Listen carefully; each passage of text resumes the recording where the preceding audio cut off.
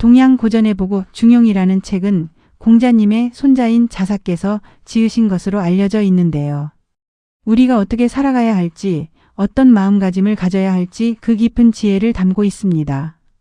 마치 밤하늘의 별처럼 우리의 삶을 밝혀주는 등대와 같은 역할을 해주는 책이라고 할 수 있죠. 총 33장으로 이루어진 중용의 지혜를 함께 탐험해 볼까요? 먼저 1장입니다. 하늘이 우리에게 부여한 것을 본성이라고 하고 이 본성을 따르는 것을 도라고 합니다. 우리의 본성은 하늘이 주신 선물과도 같은데 이 선물을 잘 이해하고 따르는 것이 바로 우리가 가야 할 길이라는 뜻이죠. 타고난 본성을 깨닫고 그 본성을 따라 살아가는 것이야말로 인간이 지녀야 할 가장 근원적인 덕목임을 강조하고 있습니다. 우리 모두의 마음이 평온하고 조화로울 때 세상도 그렇게 될 수 있다는 뜻이겠죠. 개인의 내면적 조화가 세상의 균형과 질서로 이어진다는 우주론적 관점을 제시합니다. 그리고 홀로 있을 때에도 도리에 어긋나지 않도록 조심하는 신독이라는 개념도 나옵니다. 진정한 군자는 외부의 시선이 없더라도 스스로를 엄격하게 다스린다는 것이죠. 이 장은 군자가 중용을 실천하는 이유와 소인이 중용에 이르지 못하는 이유를 설명합니다. 군자는 항상 때에 맞게 중용의 도를 행하고 소인은 때에 맞지 않게 행한다는 것이죠. 군자는 상황의 변화와 본질을 꿰뚫어보고 가장 합당한 행동을 선택합니다. 그러나 소인은 자신의 고집이나 단편적인 생각에 사로잡혀 올바른 판단을 내리지 못하고 중용의 길에서 벗어납니다. 중용의 도는 마치 활을 쏘는 것과 같아서 어떤 상황이든 가장 적절한 지점을 찾아야 합니다. 목표물을 정확히 맞추기 위해 바람의 방향, 활의 강도, 자신의 자세 등을 종합적으로 고려해야 하는 것처럼 말이죠. 군자는 주변 상황을 잘 살피고 자신의 능력을 헤아려 가장 올바른 선택을 하지만 소인은 그렇지 못하다는 이야기입니다. 3장은 중용의 도가 얼마나 대단하고 어려운지를 말합니다. 지극히 어렵고 위대한 도이기에 사람들은 그 도를 알지 못하거나 실천하지 못한다고 하죠. 마치 아주 높고 험준한 산처럼 그 정상에 오르기는 어렵지만 일단 오르고 나면 그 어떤 풍경보다 아름다운 풍경을 볼 수 있는 것과 같아요. 중용의 도는 그 자체로 심오한 진리를 담고 있기 때문에 쉽게 접근하거나 온전히 이해하기 어렵다는 것을 인정하는 부분입니다. 하지만 동시에 그 어려움을 극복했을 때 얻을 수 있는 깨달음과 성장의 가치를 시사하기도 합니다. 4장은 중용의 도를 깨닫기 어려운 이유를 설명합니다. 도는 너무도 분명하고 우리 가까이에 있는데도 사람들은 그것을 알아보지 못한다고 합니다. 마치 우리가 매일 숨쉬는 공기의 소중함을 잊고 살듯이 중용의 도도 너무 당연해서 그 가치를 깨닫지 못하는 경우가 많다는 것이죠. 중용의 도는 특별한 곳에 숨겨져 있거나 어려운 경전을 통해서만 얻을 수 있는 것이 아닙니다. 우리의 일상, 가장 평범한 관계 속에서도 늘 존재하고 있지만 우리는 흔히 그 본질을 간과하곤 합니다. 일상 속에서 도를 찾고 실천하는 것이 진정한 지혜라는 메시지를 담고 있습니다. 5장은 중용의 도를 사람들이 실천하기 힘든 이유를 공자님의 말씀을 통해 설명합니다. 사람들은 현명하지만 도를 실천할 용기가 없거나 도를 알지만 실천하지 않는다고 하죠. 아는 것과 행동하는 것 사이에는 때때로 큰 간극이 존재합니다. 우리는 무엇이 옳고 그른지 알면서도 당장의 이익이나 감정에 휩쓸려 옳지 않은 선택을 할 때가 많습니다. 중용은 바로 이 간극을 줄여나가는 지혜를 이야기하고 있습니다. 아는 것을 행동으로 옮기는 용기와 실천력이 얼마나 중요한지를 깨닫게 합니다. 6장은 순임금의 지혜를 이야기합니다. 순임금은 사람들의 말 속에서 지극히 선한 것을 가려내고 그 두 가지 좋은 점을 취하여 중용의 도를 행했다고 해요. 다양한 의견 속에서 가장 좋은 점을 찾아내어 조화롭게 만들어가는 지혜. 서로 다른 견해들이 충돌할 때 어느 한쪽에 치우치지 않고 양쪽의 장점을 살려 조화를 이루는 능력은 진정한 리더의 덕목입니다. 그것이 바로 중용의 덕목 중 하나입니다. 이는 단순히 절충하는 것을 넘어 더 높은 차원의 통합을 추구하는 지혜를 보여줍니다. 7장은 사람의 지혜가 부족하여 중용의 도를 알지 못함을 한탄합니다. 누구나 중용을 실천할 수 있지만 지혜가 부족하여 그 길을 찾지 못하는 것이 안타깝다는 내용이죠. 우리의 마음을 열고 귀 기울여 들으면 중용의 지혜는 언제나 우리 곁에 있습니다. 마치 어두운 밤하늘의 별을 보려면 고요히 마음을 집중해야 하는 것처럼 중용의 지혜 또한 내면의 평화와 열린 마음을 통해 발견될 수 있습니다. 우리가 일상에서 마주하는 작은 문제들 속에서도 중용의 원리를 적용하여 해결책을 찾을 수 있음을 시사합니다.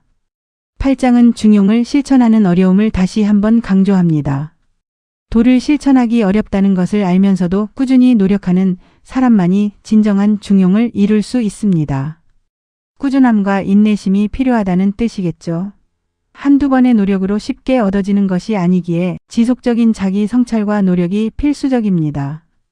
마치 끈기 있게 수련하는 장인처럼 중용의 도 또한 부단한 노력을 통해 비로소 몸에 배게 됩니다.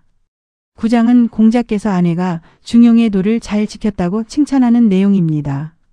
아내는 항상 중용의 도를 마음속에 두었으며 한 번 깨달은 것을 잃지 않았다고 합니다. 한 번 깨우침을 얻었다고 해서 그것으로 끝이 아니라 그 깨우침을 꾸준히 지켜나가는 것이 중요하다는 가르침입니다.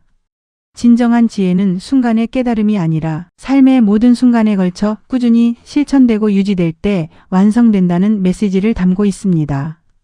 마치 잘 가꾼 정원이 지속적인 관리를 통해 아름다움을 유지하듯이 말이죠. 10장은 강함의 덕목을 이야기합니다. 북방에 강인함과 남방에 온화함이 있는데 군자는 어떤 상황에서도 치우치지 않고 중용의 덕을 지키는 것이 진정한 강함이라고 말합니다. 겉으로 드러나는 힘만이 강함이 아니라 내면의 흔들림 없는 평정심과 유연함이 진정한 강함이라는 것입니다. 강하다고 해서 무조건 밀어붙이는 것이 아니라 유연함과 강인함을 적절히 조화시키는 것이 지혜로운 태도라는 뜻입니다. 상황에 따라 부드러움을 발휘하고 때로는 단호함을 보여주는 지혜가 필요하다는 것을 일깨워줍니다. 11장은 중용의 도가 보편적임을 설명합니다. 중용의 도는 멀리 있는 것이 아니라 우리 가까이에 있는 보통 사람들 속에서도 찾아볼 수 있다는 것이죠. 특별한 능력을 가진 소수의 사람만이 실천할 수 있는 것이 아니라 누구에게나 열려있는 보편적인 진리임을 강조합니다. 우리가 일상에서 마주하는 소소한 순간들 속에도 중용의 지혜는 숨어 있습니다. 가족과의 대화, 친구와의 관계, 직장에서의 업무 등 모든 삶의 영역에서 중용의 원리를 발견하고 적용할 수 있습니다. 12장은 중용의 도가 얼마나 넓고 큰지를 이야기합니다. 군자의 도는 세상의 모든 곳에 미치며 그 어떤 것도 담아낼 수 있을 정도로 넓다고 합니다.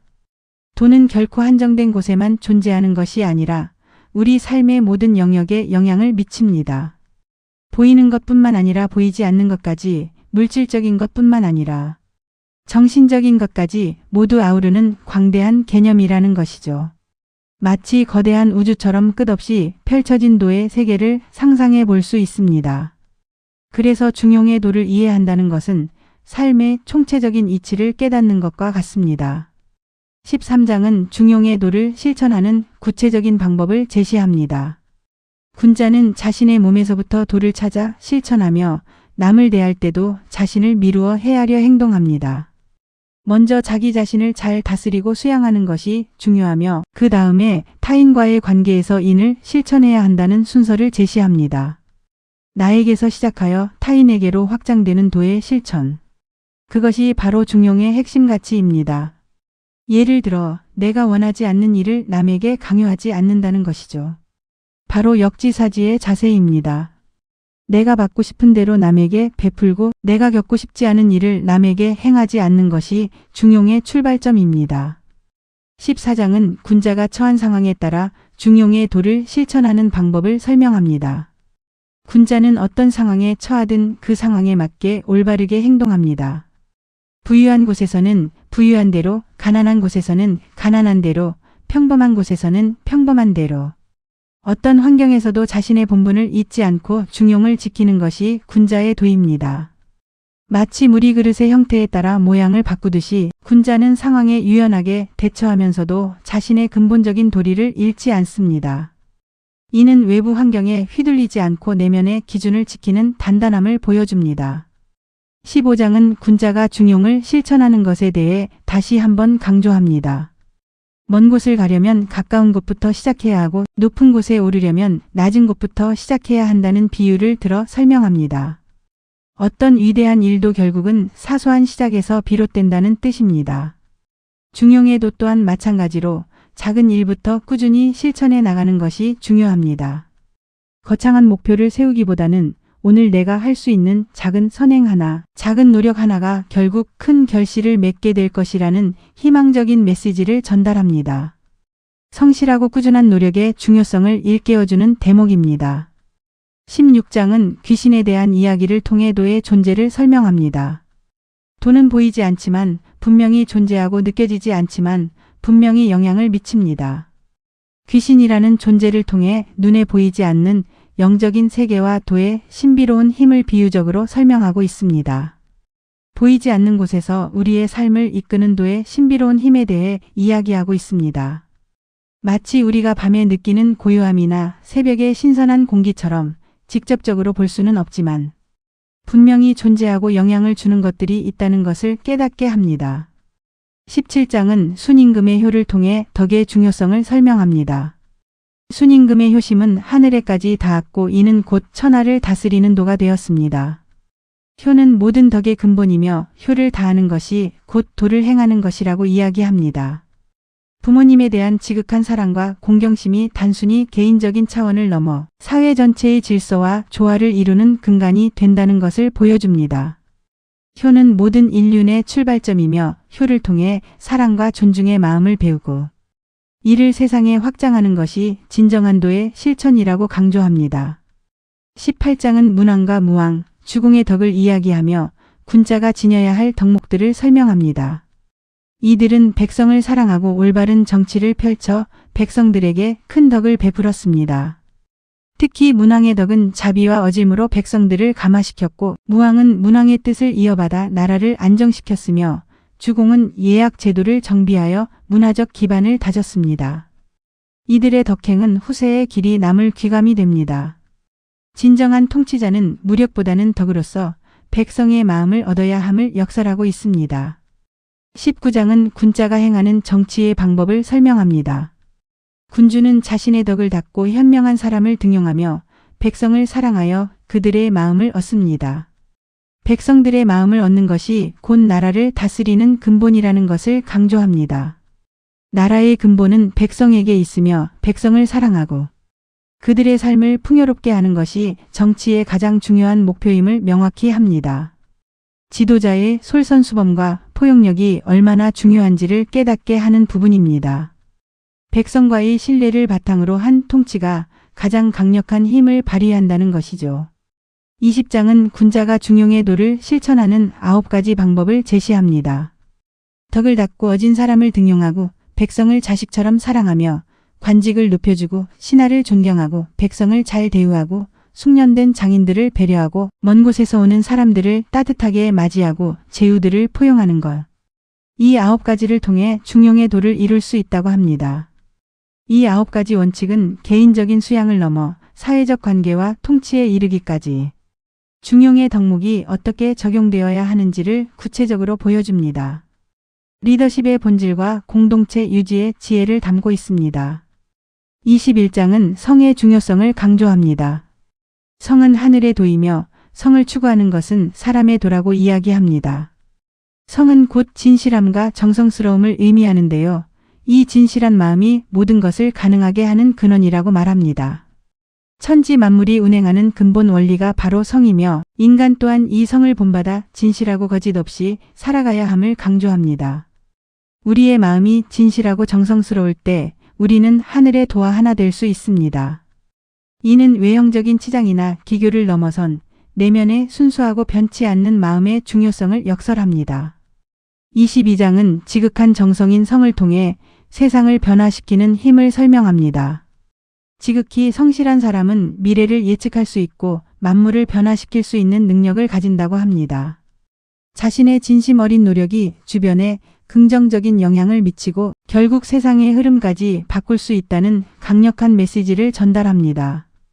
우리의 진심 어린 노력이 세상을 바꾸는 원동력이 된다는 것을 보여줍니다. 성은 단순한 덕목을 넘어 자연의 순리를 깨닫고 그에 따라 행동함으로써 세상을 움직이는 힘이 될 수 있음을 시사합니다. 23장은 작은 일에도 정성을 다하는 것의 중요성을 이야기합니다. 아무리 작은 일이라도 정성을 다하면 그 진실함이 쌓여 결국 큰 변화를 가져올 수 있습니다. 한 걸음 한 걸음 꾸준히 나아가는 것이 중요하겠죠. 마치 작은 물방울이 모여 큰 강을 이루듯이 사소해 보이는 일에도 마음을 다해 임하는 태도가 결국 위대한 성과를 만들어낸다는 교훈을 담고 있습니다.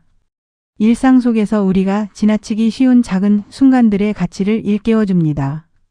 24장은 지극히 성실한 사람의 덕을 설명합니다. 지극히 성실한 사람은 앞날을 예측할 수 있는 통찰력을 가지며 그 통찰력으로 인해 모든 일에 흔들림 없이 나아갈 수 있습니다. 마치 맑은 거울처럼 세상을 비추어 보는 지혜를 가질 수 있다는 것입니다. 성실함이 단지 윤리적인 덕목에 그치는 것이 아니라 미래를 내다보는 예지력과 지혜의 근원이 됨을 강조합니다. 내면의 성실함이 외부 세계에 대한 깊은 이해로 이어진다는 것이죠. 25장은 성의 본질을 다시 한번 강조합니다. 성은 스스로 이루어지는 것이며 그 성을 통해 다른 사람도 이루게 됩니다. 나의 진실함이 주변 사람들에게 좋은 영향을 미치고 결국 세상 전체를 아름답게 만든다는 뜻입니다.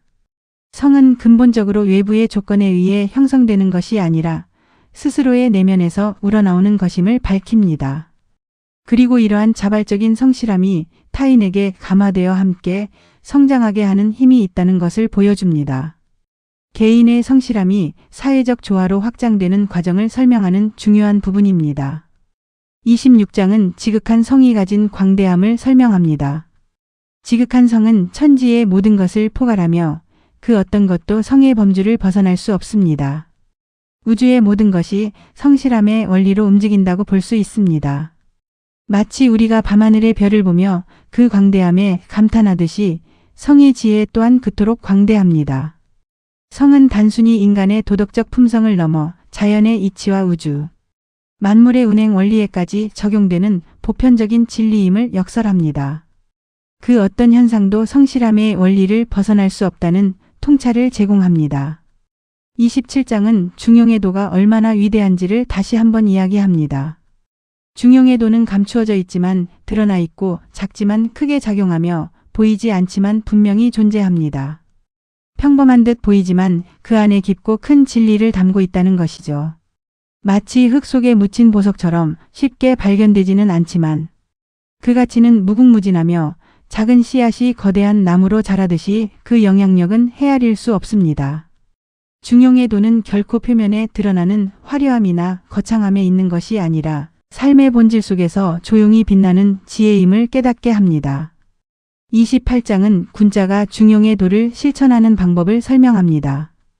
군자는 자신의 지위를 벗어나지 않으며 어떤 상황에서도 그 본분을 지킵니다. 예를 들어 재상이면서 임금의 도를 행하지 않고 백성이면서 재상의 도를 넘보지 않는다는 것입니다. 각자의 자리에서 최선을 다하는 것이 중용의 덕목입니다. 이는 무분별한 신분 질서를 옹호하는 것이 아니라 각자의 역할과 책임에 충실하며 사회적 질서와 조화를 이루는 것이 중요함을 강조하는 것입니다. 자신의 위치에서 성실하게 역할을 수행하는 것이 곧 중용의 길임을 보여줍니다. 29장은 임금의 도를 설명합니다. 임금은 중용의 도를 통해 백성을 다스리고 인재를 등용하며 올바른 정치를 펼쳐야 합니다. 리더의 역할이 얼마나 중요한지 강조하고 있습니다. 임금은 단순히 권력을 행사하는 자가 아니라 백성의 안녕과 번영을 위해 중용의 지혜를 발휘해야 하는 존재입니다. 공정하고 현명한 판단으로 모든 백성이 편안하게 살 수 있도록 하는 것이 진정한 임금의 도리입니다. 이는 오늘날의 리더들에게도 여전히 유효한 가르침을 제공합니다. 30장은 공자님의 덕을 찬양하며 공자님이야말로 중용의 도를 완벽하게 실천하신 분이라고 이야기합니다. 공자님의 지혜와 덕행은 태평성대를 이루는 기반이 되었으며 모든 사람에게 본보기가 됩니다. 공자님은 단순히 학문적 지식만을 전한 것이 아니라 자신의 삶 전체를 통해 중용의 도를 몸소 보여주셨습니다. 그분의 겸손함, 인자함, 그리고 어떤 상황에서도 흔들리지 않는 마음은 후대 모든 사람들에게 영원한 귀감이 됩니다. 그분의 가르침은 시대를 초월하여 우리의 삶을 밝혀주는 빛과 같습니다. 31장은 지극한 성을 가진 성인의 덕을 설명합니다. 성인은 모든 것을 꿰뚫어 볼 수 있는 통찰력을 가지며 그 지혜로 천하를 다스립니다. 그들의 덕은 마치 태양처럼 만물을 비추고 따뜻하게 감쌉니다. 성인은 자신의 사사로운 욕심을 버리고 오직 만물의 조화와 백성의 안녕을 위해 행동하는 존재입니다. 그들의 지혜는 모든 사람에게 평화와 번영을 가져다주며 그들의 덕은 세상 모든 곳에 미치어 생명력을 불어넣습니다. 이는 개인의 수양을 넘어선 세상 전체를 이롭게 하는 지혜의 극치를 보여줍니다. 32장은 지극한 성이 영원히 존재함을 이야기합니다. 지극한 성은 시작도 끝도 없이 영원히 존재하며 그 힘으로 세상 만물을 지속시킵니다. 변치 않는 진리로서 항상 우리 곁에 있습니다. 성은 일시적인 현상이나 감정이 아니라 우주 만물의 본질을 이루는 영원 불변의 원리임을 강조합니다. 해와 달이 뜨고 지며 사계절이 순환하듯이 성의 원리는 끊임없이 세상을 움직이고 생명을 부여합니다. 이 장을 통해 우리는 성의 광대함과 영원성을 다시 한번 깨달을 수 있습니다. 마지막 33장입니다. 시경에 비단 옷을 입고 홑옷을 더 심는다라는 구절이 나옵니다. 이는 자신의 재능이나 덕을 겉으로 드러내지 않고 겸손하게 감추는 것을 의미합니다. 군자는 화려함보다는 내면의 충실함을 중요하게 생각하며 자신을 드러내지 않고 겸손한 태도를 유지해야 합니다. 내면의 아름다움을 가꾸고 그것을 굳이 겉으로 자랑하려 하지 않는 군자의 진정한 미덕을 보여줍니다. 또한 먼 곳이 가까운 데서 시작됨을 알고 바람이 어디서 불어오는지 알고 미세한 것이 어떻게 드러나는지 아는 통찰력을 가져야 한다고 말합니다. 작은 것에서 시작되는 큰 변화를 이해하고 사물의 근원을 꿰뚫어보는 지혜가 필요하다는 것이죠. 중용은 바로 이러한 겸손함과 깊은 통찰력을 우리에게 가르쳐 줍니다. 눈에 보이는 현상 뒤에 숨겨진 본질을 파악하고 사소한 단서로부터 큰 흐름을 읽어내는 예리한 안목을 키워야 한다는 중요한 메시지를 담고 있습니다. 어떠셨나요, 여러분? 중용은 단순히 옛날 이야기가 아니라 현대 사회를 살아가는 우리에게도 꼭 필요한 지혜를 전해줍니다. 매 순간 치우치지 않고 지나치거나 부족함 없이 가장 적절한 지점을 찾아가는 것. 그리고 그 속에서 진실된 마음으로 꾸준히 노력하는 것. 이것이 바로 우리가 중용을 통해 배울 수 있는 삶의 태도입니다. 복잡하고 빠르게 변하는 세상 속에서 중심을 잃지 않고 흔들림 없이 나아갈 수 있는 나침반과 같은 역할을 해줄 것입니다. 중용의 지혜를 통해 내면의 평화를 찾고 타인과의 조화로운 관계를 만들어가는 아름다운 삶을 살아갈 수 있기를 바랍니다. 이상지의 달팽이 지다리였습니다. 편안한 밤 되세요.